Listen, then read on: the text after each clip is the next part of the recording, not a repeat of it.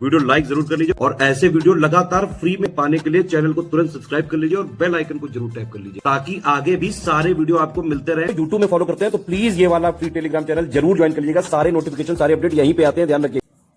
Hello friends, exam preparation के YouTube channel पर मैं प्रियंका एक बार फिर से आप सभी का बहुत बहुत स्वागत करती हूं। और आज की क्लास में जो टॉप 1000 क्वेश्चन की एमसीक्यू सीरीज़ चल रही है उसमें हम लोग इन्वायरमेंट के क्वेश्चंस आगे सॉल्व करने वाले हैं, जिसमें कि आप देखेंगे जो इन्वायरमेंट के क्वेश्चन हैं वो काफ़ी आपके यूपी पीसीएस प्रीलिम्स एग्जाम में पूछे जाते हैं।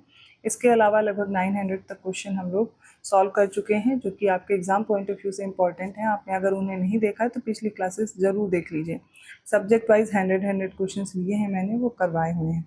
आज मैं इन्वायरमेंट के क्वेश्चन स्टार्ट कर रही हूँ। तो 100 क्वेश्चन अब हम लोग इन्वायरमेंट के सॉल्व करेंगे और इसमें आप देखेंगे जो एग्जाम में पूछे जाते हैं बेसिक क्वेश्चंस होते हैं। अगर आप इनको सॉल्व करते हैं तो एक आइडिया लग जाएगा कैसे क्वेश्चंस पूछे जाते हैं और काफ़ी फैक्ट्स आपके इन्हीं से तैयार हो जाएंगे। ठीक है, तो इनकी हेल्प से आप रिवीजन कीजिए। इन्वायरमेंट कंप्लीट होने के बाद हम अगला टेस्ट स्टार्ट करेंगे। 1000 क्वेश्चंस कंप्लीट हो चुके होंगे और फिर अलग जो सब्जेक्ट रह गए हैं जिनके क्वेश्चन ज़्यादा नहीं हो पाए उनको कर लेंगे। ठीक है, इसके साथ ही आप यूपी पीसीएस प्रीलिम्स का जो मेंटरशिप प्रोग्राम है उससे भी जुड़ सकते हैं।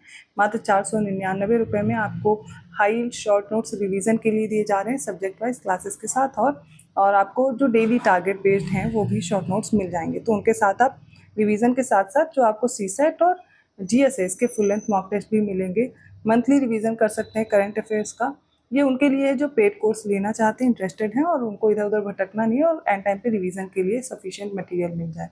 जो भी बच्चे पहले से प्रिपरेशन खुद से कर रहे हैं उनके लिए क्या है कि आपको पापा वीडियो देखना है करंट अफेयर्स का, जो कि मेन चैनल पर आ चुका है सीएस के। इसके अलावा एक आपको मिसलिनियस पापा वीडियो देखना है। 2 ये क्लासेस कर लीजिए, काफ़ी क्वेश्चंस आपके उन्हीं से हो जाएंगे। इसके बाद आप साइंस, एनवायरनमेंट और ज्योग्राफी इसको कवर कर लेंगे तो इतने से भी आपका एग्जाम क्वालिफाई हो जाएगा, आसानी से हो जाएगा। इसके बाद हिस्ट्री और इकोनॉमिक्स बाकी सब चीज़ें आप देख सकते हैं, यूपी जीके वगैरह, लेकिन जो इंपॉर्टेंट है वो मैंने बता दिया। अगर आप इतना भी कवर कर लेंगे, करंट अफेयर्स, मिसलिनियस पापा वीडियो, साइंस और इन्वायरमेंट इतना भी कर लेंगे तो आपका काम बन जाएगा। बाकी तो आप पढ़ ही रहे होंगे।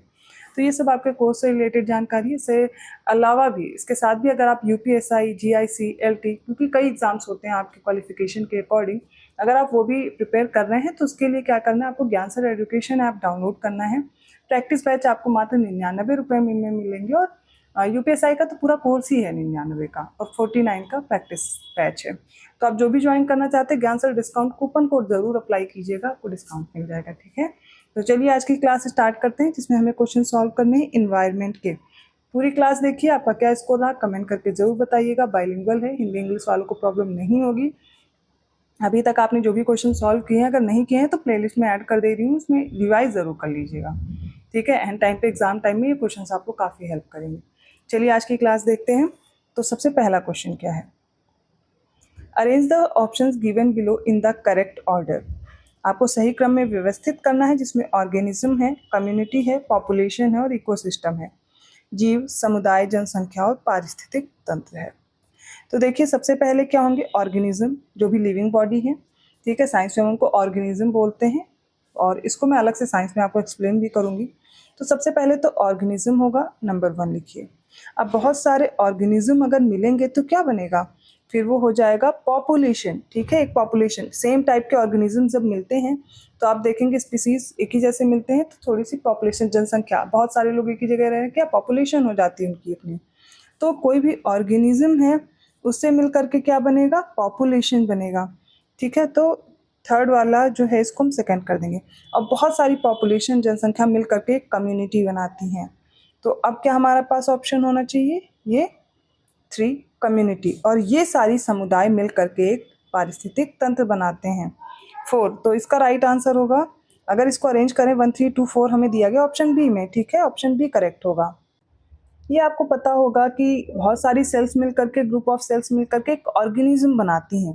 बहुत सारे ऑर्गेनिज्म मिलते हैं तो एक पॉपुलेशन बनती है, पॉपुलेशन से एक कम्युनिटी बनता है और कम्युनिटी से इकोसिस्टम। लेकिन बहुत सारे इकोसिस्टम मिल करके क्या बनाते हैं, जैव मंडल या फिर बायोस्फीयर। मान लीजिए आपको यहाँ पर एक और पॉइंट ऐड कर दिया जाता बायोस्फीयर, तो बायोस्फीयर लास्ट में हो जाता। सेकंड क्वेश्चन ध्यान से देखिए, select the correct option from the following. The transition zone between 2 और more ecosystem is called ecotone. तो या 2 से अधिक जो पारिस्थितिकी तंत्र हैं इनके बीच अगर संक्रमण है तो उसे हम क्या कहते हैं, इकोटोन कहते हैं। Being a transition zone of two or more ecosystems, ecotone is not very rich in biodiversity. आपसे बताया जा रहा है जो इकोटोन है ये बायोडाइवर्सिटी में ज़्यादा नहीं होता। Being a transition zone of two or more ecosystem, दो या दो से अधिक अगर पारिस्थितिकी तंत्रों का एक संक्रमण क्षेत्र होने के कारण इकोटोन जो होता है जैव विविधता से बहुत ज़्यादा समृद्ध नहीं होते हैं। नेक्स्ट है, यह पारिस्थितिकी आला को परिभाषित करता है। एक प्रजाति द्वारा अपने अस्तित्व के लिए आवश्यक सभी जैविक, भौतिक, रासायनिक कारकों को सामूहिक रूप से आला कहा जाता है। ये नहीं समझ में आ रहा होगा तो आपको ये इकोटोन के बारे में ही दिया जा रहा है। इकोटोन डिफाइन करता है इकोलॉजिकल नीशे को। All the biological, physical and chemical factors required by a species for its survival are collectively called niche. इसका राइट आंसर देखेंगे, पहले एक एक स्टेटमेंट को समझते हैं। तो देखिए कोई लेक है मान लीजिए ये, और यहाँ से स्टार्ट हो रहा है कोई लैंड एरिया, ठीक है, ये लेक है और इसमें क्या होंगे, एक्वेटिक एनिमल्स होंगे। यहाँ पर कैसे होंगे, इस वाले एरिया में, यहाँ पर जो लैंड पे रहते हैं एनिमल्स वो मिल जाएंगे, ठीक, ऑर्गेनिजम्स। अब ये इस लेक से इस वाले एरिया को जो इसका ट्रांजिशन है वो क्या कहलाएगा, इकोटोन, ठीक है, इकोटोन। मतलब कोई, अब इसमें ये भी हो सकता है कि कोई ग्रास लैंड है, ग्रास लैंड से क्या आ गया, डिजर्ट आ गया आगे, या फिर कोई प्लेन है फिर डिजर्ट है, तो बीच का जो क्षेत्र है वो क्या कहलाएगा, वो एक इकोटोन हो जाएगा, ठीक है। अब ये इकोटोन है, यहाँ पर एक्वेटिक एनिमल भी मिलेंगे, टेरेस्ट्रियल एनिमल भी मिलेंगे, दोनों मिलेंगे, तो यहाँ पर बायोडाइवर्सिटी कैसी हो जाएगी, हाई रहेगी, लो नहीं हो सकती, क्योंकि यहाँ पर तो दोनों तरह के एनिमल्स मिल रहे हैं ना, तो ये हाई रहेगी। अब इसमें जो भी स्पीसीज प्रेजेंट हैं, ठीक है, जितनी भी स्पीसीज हैं उनका, उन ऑर्गेनिज्म का अपने लिए सर्वाइवल के लिए एक निश्चित कार्य होगा, उनका एक कार्य है उनके जीवन के लिए, तो वो क्या हो जाएगा, उनका नीशे हो जाएगा, उनका अपना एक सेपरेट फंक्शन है उनके सर्वाइवल के लिए, तो वो उनका नीशे है, यही इसमें दिया गया है, ठीक है। तो पहला स्टेटमेंट देखिए, ये एक ट्रांजिशन जोन होता है, बिल्कुल सही है।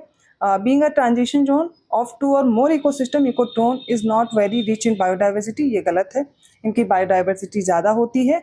और इकोलॉजिकल नीशे क्या है किसी भी इकोटोन में डिफाइन करें तो, all the biological, physical and chemical factor, मतलब जितने भी बायोलॉजिकल, फिजिकल और केमिकल फैक्टर रिक्वायर होते हैं किसी स्पीसीज के सर्वाइवल के लिए, उसको हम कलेक्टिवली क्या बोलते हैं, नीशे बोलते हैं, ठीक है।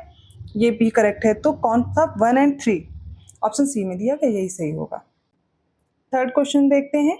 1971 में आर्द्र भूमि के संरक्षण के लिए ईरान में स्थित रामसर में एक अंतर सरकारी बहुविषयक सम्मेलन आयोजित किया गया था, जो हम रामसर सम्मेलन के नाम से जानते हैं, और ये 21 दिसंबर 1972 को लागू किया गया था। ये गलत हो जाएगा, 21 दिसंबर 1975 में लागू हुआ था, तो सेकेंड स्टेटमेंट गलत हो गया, ठीक है।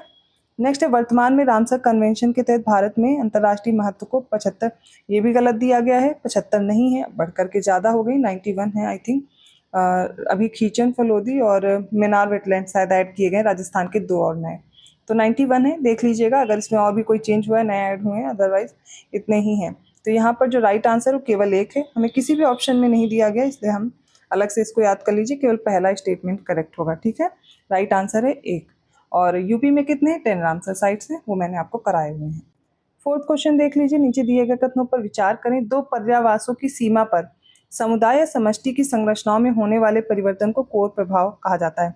चेंज इन कम्युनिटी और structures of the population at the boundary of 2 habitats are known as effect.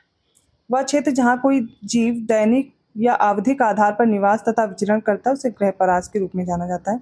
The area where a living being resides and moves on a daily or periodical basis is known as home range, ठीक है। चलिए देखते हैं इसमें से कौन सा correct है। तो जब कम्युनिटी में चेंज होता है, मतलब अभी हम लोगों ने इकोटोन देखा था, तो जो इकोटोन वाला क्षेत्र है, ठीक है, 2 पर्यावासों की सीमा पर समुदाय या समष्टि की संरचनाओं में जो परिवर्तन होते हैं उन्हें हम एज इफेक्ट के रूप में जानते हैं। तो किसी इकोटोन में आप देखेंगे जो हैबिटेट में चेंजेस होते हैं उनको हम क्या बोलेंगे, एज इफेक्ट बोलते हैं, बिल्कुल सही होगा। नेक्स्ट है, देखिए जैसे आप घर पे रहते हैं, घर से आप स्कूल तक जाते हैं, आपका स्कूल होगा आसपास, जब बच्चे रहे होंगे, मैं तब की बात करूँ, या फिर आप जहाँ रहते हैं वहाँ आसपास आपकी शॉप है, वहाँ तक आप जाते हैं, घूमते टहलते हैं, जिस भी एरिया में रहते हैं वो आपका होम रेंज होता है, ठीक है, वो एरिया आपका होम रेंज है। इसी प्रकार अगर कोई लिविंग बीइंग है, कहीं पर रह रहा है, जितने क्षेत्र तक वो विचरण करता है, निवास करता है, वो उसका होम रेंज कहलाता है। दोनों स्टेटमेंट करेक्ट है, इसलिए ऑप्शन सी सही होगा। फिफ्थ क्वेश्चन बहुत इंपॉर्टेंट है, ध्यान से देखिए। निम्नलिखित वायुओं को ध्रुवों से भूमध्य रेखा की ओर व्यवस्थित करना है। टुंड्रा, टैगा, प्रेरी और सवाना, ठीक है। तो ध्रुव से, पोलर रीजन से हमें क्या है, इक्वेटर लाइन तक जाना है। कहाँ से, पोलर रीजन से इक्वेटर लाइन पर आना है यहाँ तक। तो सबसे पहले क्या मिलेगा, सबसे पहले टुंड्रा होता है, ठीक है, फर्स्ट टुंड्रा हो गया। नेक्स्ट है टैगा, टैगा के बाद प्रेरी मिलेगा और फिर सवाना ग्रासलैंड, ठीक है, सवाना। तो राइट आंसर क्या होगा, ये देखिए क्लाइमेट चेंज की वजह से अलग अलग क्षेत्र पे अलग अलग तरह की वेजिटेशन आपको देखने को मिलेगी। टुंड्रा होंगे, फिर टैगा होंगे, प्रेरी ग्रासलैंड्स होते हैं, तो ये टेम्परेट हो जाएंगे। फिर आप देखेंगे ट्रॉपिकल वाले रीजन में आपको सवाना मिल जाएंगे। टैगा और टुंड्रा, ये जो जहाँ पर आप देखेंगे रीजन बिल्कुल ये टुंड्रा वाला रीजन होगा, यहाँ पर आइस ज़्यादा मिलती है तो वेजिटेशन प्रॉपर नहीं होता है, तो उन्हें हम टुंड्रा बोलते हैं। ये सब आपको अरेंज करना आना चाहिए, टुंड्रा, टैगा, प्रेरी, सवाना याद रखिएगा। अगर आपको नहीं पता है तो लर्न कर लीजिए, ज्योग्राफी में ये सारी चीज़ें डिस्कस हुई हैं। तो राइट आंसर है 1 2 3 4, हमें जिसमें भी दिया गया है 1 2 3 4 ऑप्शन बी में है, बी करेक्ट हो जाएगा। सिक्स्थ क्वेश्चन ध्यान से देखिए, इनकरेक्ट ऑप्शन हमें चूज करना है, कौन सा होगा। Coral are vertebrates that live in a hard shell composed of calcium carbonate. तो प्रवाल एक प्रकार के कशेरुकी जीव हैं बताए जा रहे हैं, जो कैल्शियम कार्बोनेट के कठोर रचना वाले खोल में रहते हैं। वर्टिब्रेट और इनवर्टिब्रेट आपको पता होगा, जिनमें वर्टिब्रल कॉलम पाई जाती है वर्टिब्रेट्स हो जाएंगे, इनमें नहीं होती तो अकशेरुकी होते हैं। Corals are found at shallower depths because there is lack of sunlight and oxygen at higher depths. तो क्या होता है, जो शैलो डेप्थ होती है, मतलब जहाँ पर गहराई कम होती, उथले जगह पर ये कोरल पाए जाते हैं, क्योंकि अधिक गहराई पे इन्हें ऑक्सीजन और लाइट नहीं मिलती है। करेक्ट हो जाएगा। टेम्परेचर कितना रिक्वायर्ड होता है, तो उष्णकटिबंधीय समुद्री जल में लगभग 20 डिग्री से जो 21 डिग्री का तापमान होता है, ये इनके लिए फेवरेबल कंडीशन होती है, इनके सर्वाइवल के लिए। ये भी करेक्ट हो जाएगा। प्रवाल भित्तियों की वृद्धि के लिए लगभग 32 से 40% सैलिनिटी या लवणता चाहिए होती है। तो ये याद रखिएगा, 32 to 40% की जो सैलिनिटी होती है वो रिक्वायर्ड होती है इनके सर्वाइवल के लिए। Temperature 20 degree to 21 degree centigrade का होना चाहिए। टेम्परेचर आपको पता चल गया, ठीक है, कहाँ पर, ट्रॉपिकल सी वाटर में ये पाए जाते हैं। इसके अलावा जो शैलो डेप्थ होती है वहाँ पर मिलेंगे। लेकिन ये जो कोरल्स होते हैं ये इनवर्टिब्रेट्स होते हैं, ठीक है, ये कैसे होते हैं, अकशेरुकी होते हैं और कैल्शियम कार्बोनेट की जो हार्ड शेल है उसमें रहते हैं। ये गलत दिया गया था, ऑप्शन ए करेक्ट होगा। 7वां क्वेश्चन देख लेते हैं, इसमें क्या दिया गया है।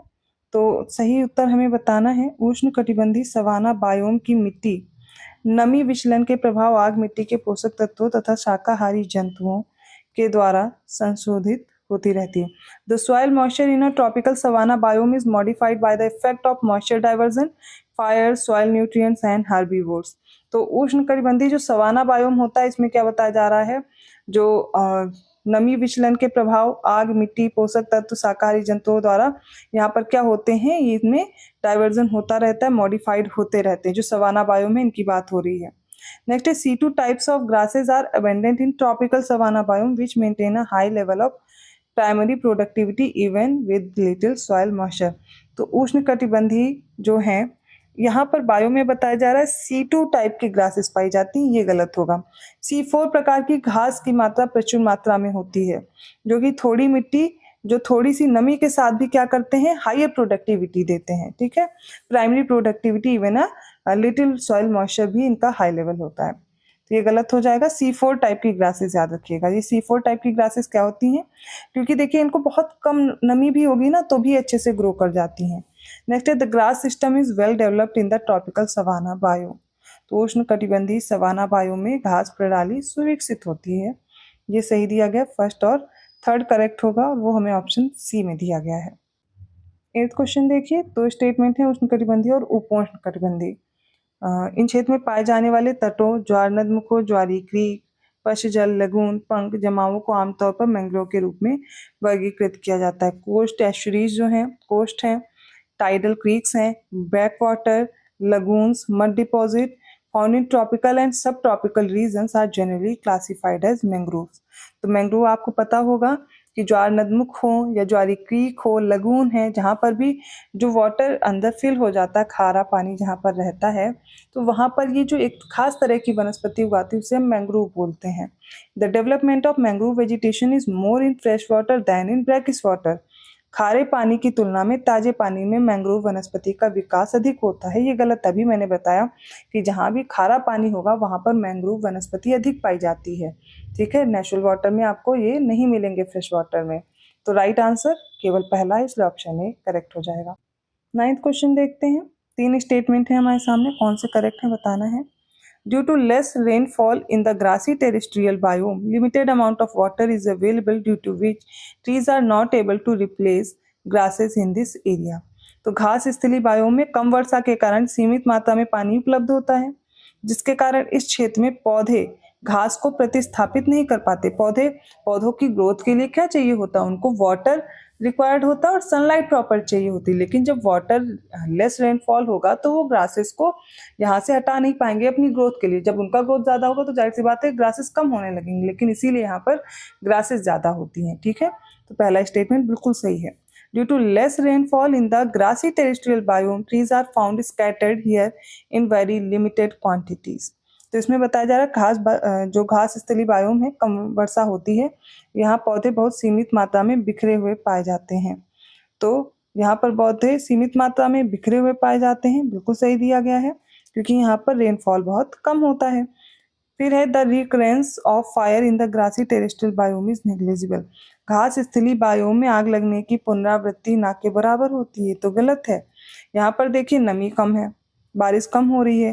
घास स्थली जो बायोम होता है, यहाँ पर आग लगने की संभावना सबसे ज्यादा होती है, ये गलत हो गया। राइट आंसर क्या होगा, ऑप्शन ए।